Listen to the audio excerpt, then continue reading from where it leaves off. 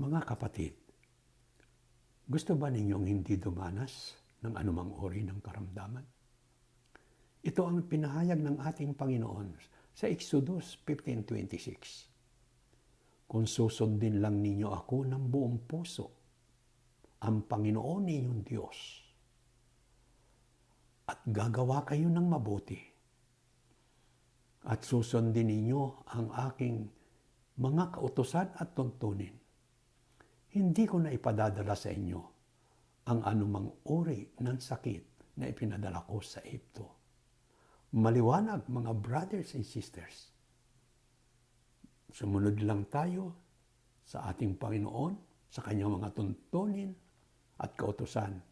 Hindi na tayo dadanas ng anumang uri ng karamdaman. Pagpalain tayo ng Diyos at nawa makasunod tayo sa kanyang mga kautusan. God bless us all.